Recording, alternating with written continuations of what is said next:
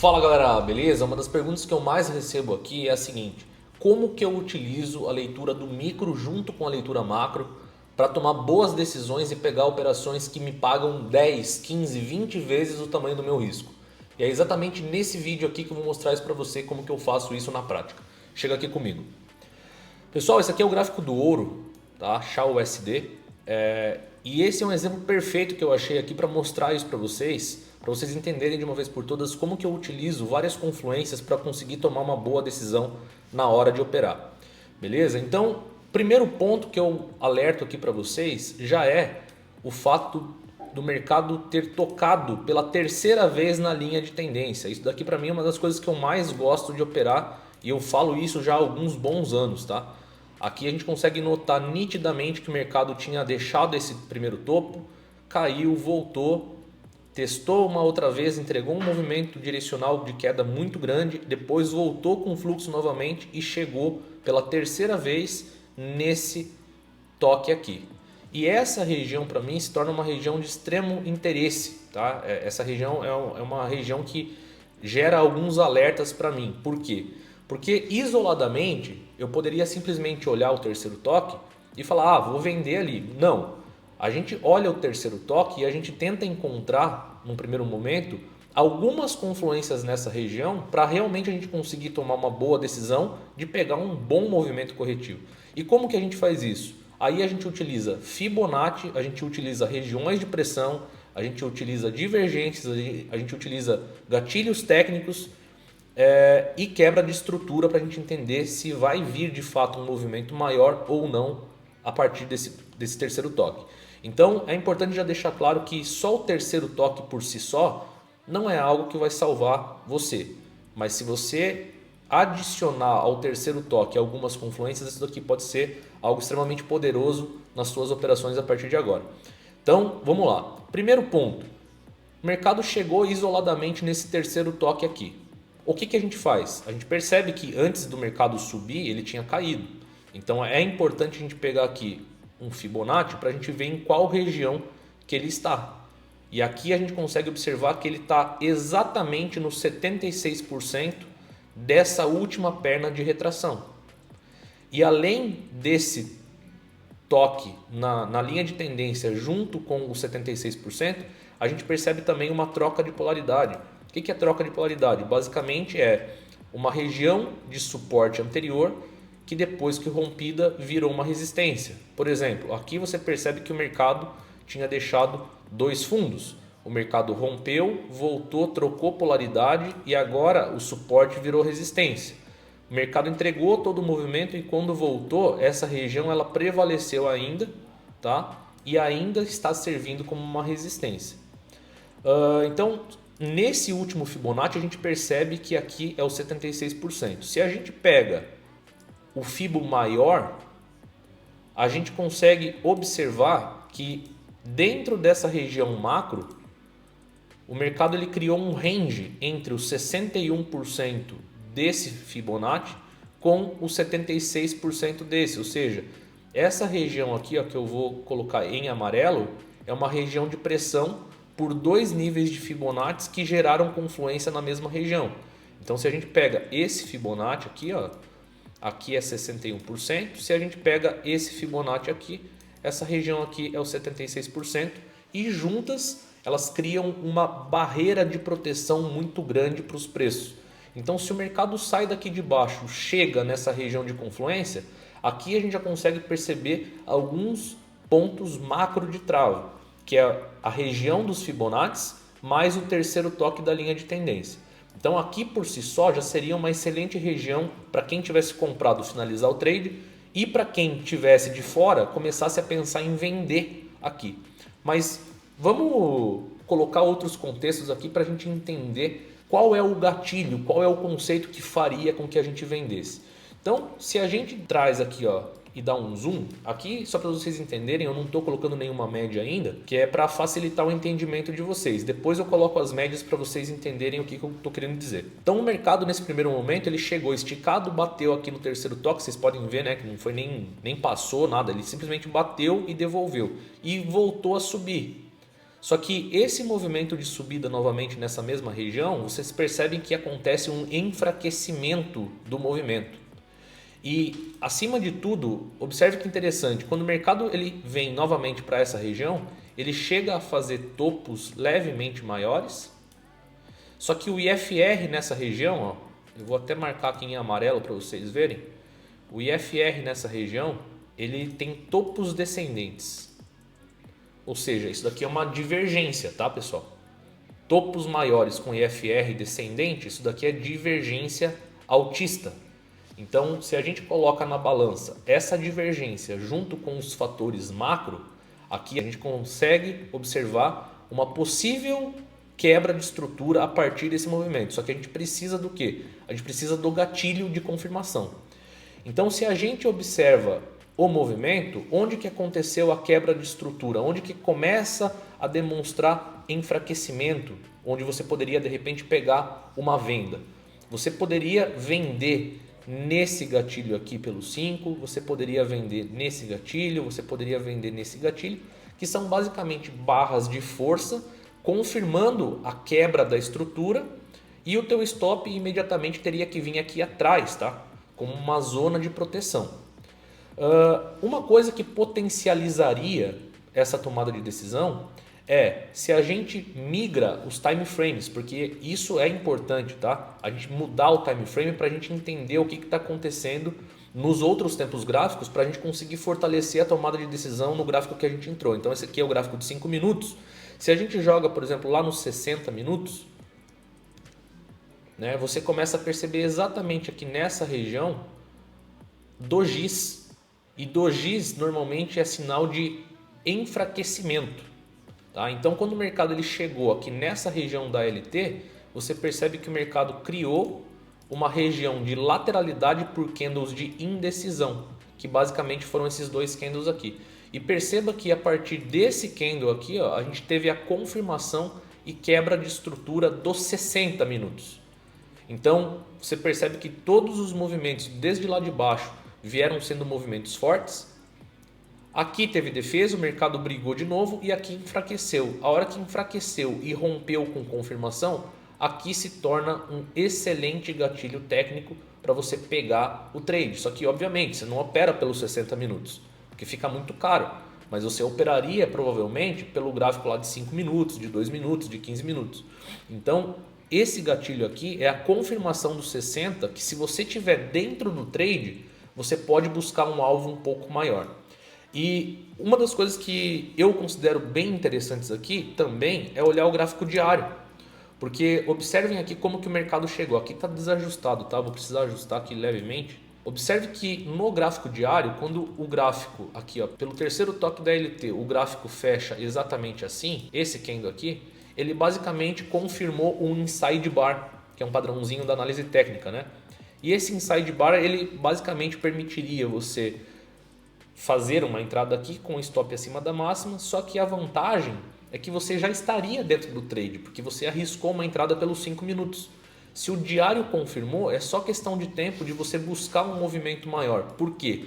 Porque pela leitura do diário, pela região macro, né, de ser retração de Fibonacci, terceiro toque de linha de tendência, troca de polaridade, divergência no micro, e ainda tem uma confirmação maior pelo gráfico diário, se a gente coloca a média móvel aqui, acaba sendo algo interessante da gente observar, porque o mercado ele estava com as médias aqui embaixo, né, a 72, a 50, a 9 com a 20, e o mercado simplesmente ele virou para cima novamente. Aqui, exatamente nesse ponto, é possível a gente observar que a 9 e a 20 estavam descendentes.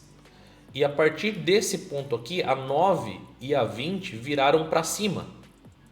Só que o mercado ele saiu daqui de baixo com muito fluxo e chegou reto nessa região, deixando distanciamento entre a região de interesse e as médias móveis menores.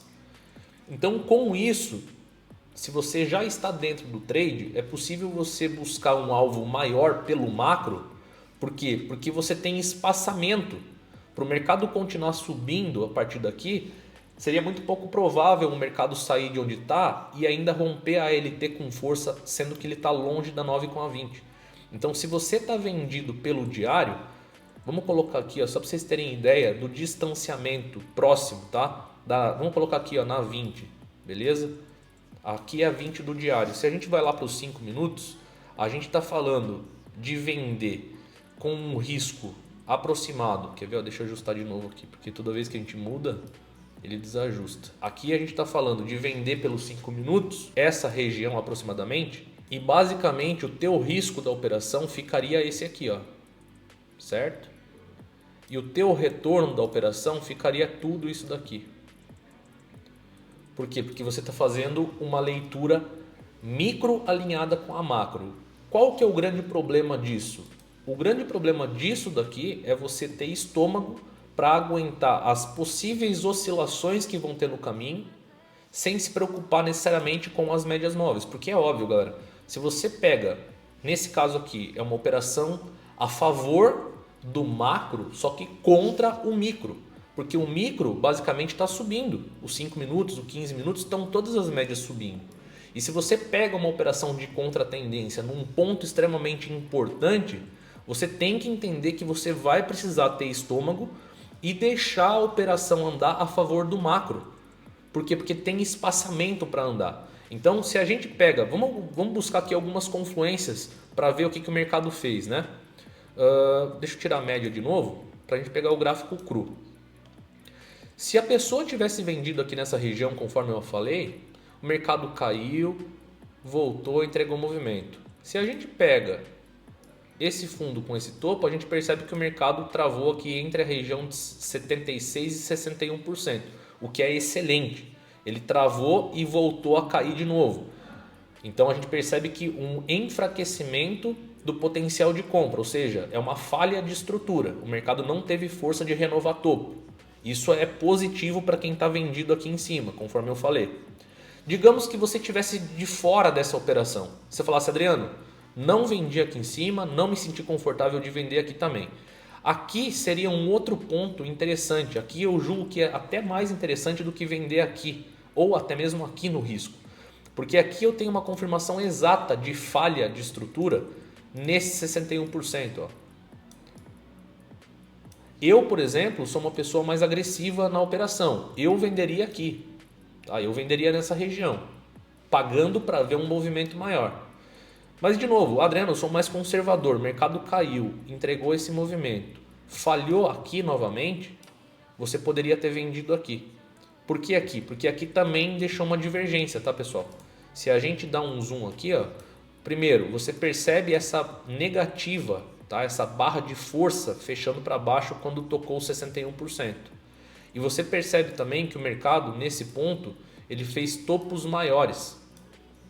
Só que o IFR está caindo de novo, ou seja, divergência no 61 da quebra da estrutura. Agora imagina o cara vem aqui e faz uma venda nessa região. O stop dele seria isso aqui, porque o stop teria aqui atrás do 61. E o gain continua igual, porque o cara buscaria um alvo macro. É esses tipos de trade que a gente faz buscando confluências de outros time frames e estruturas e quebra de estruturas no micro, tá? Então, se a gente observa essa barra negativa aqui, o mercado caiu, voltou, testou e aí sim entregou movimento. Tá, Adriano, mas como que eu buscaria o alvo dessa operação? Aqui a gente tem algumas possibilidades. Primeira possibilidade é trabalhar com as caixinhas. Quem lembra lá dos meus vídeos antigos lá do YouTube, né? Pega a primeira caixinha do movimento, depois que o mercado quebrou a estrutura, a pessoa poderia chegar aqui e simplesmente replicar essa caixinha para baixo. Ó, o mercado está caminhando, inclusive, e chegando bem próximo dessa região. Ó. Conseguem observar que aqui essa região de fundo está junto com essa região de caixinha? Então essa região aqui poderia ser uma região de interesse. Ou também você poderia pegar o espelhamento desse movimento aqui, ó, desse último movimento em A, né, que fez, quando quebrou a estrutura, você poderia espelhar o movimento. Aqui foi o primeiro alvo, aqui foi o segundo alvo e aqui é o terceiro alvo. Observe a confluência do terceiro alvo desse espelhamento com o 100% do pivô. Ó. O terceiro alvo desse espelhamento está gerando um ponto de trava aqui. O 100% do pivô de baixa está exatamente aqui, ou seja, essa região é uma região de interesse, tá? Se a gente observa aqui também, um pouquinho para trás, tem regiões de fundo, criando uma confluência a mais como alvo final dessa operação. Beleza? Só que para isso, pessoal, a gente também tem que observar algumas outras coisas. Claro, para quem vendeu lá em cima ou vendeu aqui, chegou na média lá de 9, 20 do diário, seria sim um ponto interessante para você realizar parcial. Só que quando acontece esses tipos de movimento, qual que é a minha primeira reação? Se eu peguei o trade pelo macro, eu vou levar o alvo pro macro, porque a leitura de entrada foi pelo micro, só que a leitura do movimento é pelo macro. Então esses tipos de trade não é trade para bater parcial de 1 para 1, não é trade para buscar retraçãozinha de movimento menor, porque você está entrando num ponto extremamente forte de gráficos maiores. Esse tipo de trade não é o trade que você faz com alvos curtos. Esse trade aqui é um alvo longo, tá? Então, se a gente for observar, daria para buscar alvo, por exemplo, nessa região aqui. Olha só que interessante. Essa região aqui está bem interessante, tá? Ó, que é os 50% do movimento inteiro de alta. Tem várias regiões de topo aqui, ó, como região de briga, tá? Então aqui seria um excelente ponto para buscar como alvo. Claro, chegou na região do fundo anterior, cara, tá certo, bate uma parcial, tira o risco da operação, porque dificilmente o mercado vai passar reto um fundo isolado do macro. Então antes do mercado cair para retrações maiores, é muito comum o mercado, obviamente, bater nesses pontos, voltar, brigar, trocar polaridade, para depois vir entregando o movimento, briga mais um pouco e aí, obviamente, vem para o alvo. Tá? Então, esteja preparado, porque nem todos os trades que você pega assim, eles pagam rápido. Às vezes demora 1, 2 dias para você pegar e, obviamente, cumprir o alvo. Mas é um trade que financeiramente vale muito a pena, porque você chega a ganhar 20, 30 vezes o valor do teu stop inicial. Beleza? Então é assim que basicamente eu faço leitura do micro junto com o macro. Eu tento unir dentro da mesma leitura pontos de interesse, leitura de médias móveis, leituras de afastamento.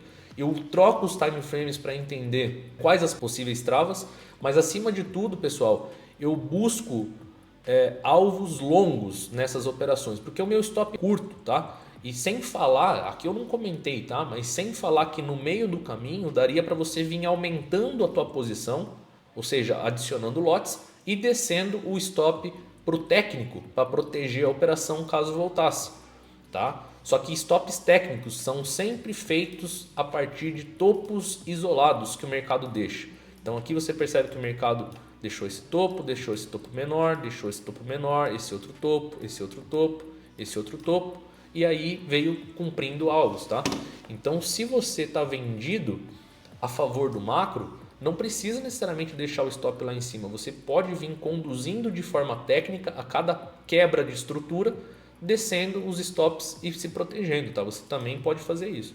Então, essa é uma das alternativas, tá? Eu achei um assunto bem pertinente aí para trazer para vocês, porque é algo que eu sei que vocês se batem muito, mas esse exemplo aqui eu achei um exemplo perfeito para trazer como exemplo aí para vocês, beleza? Então, espero que vocês tenham gostado. Tamo junto e a game porra!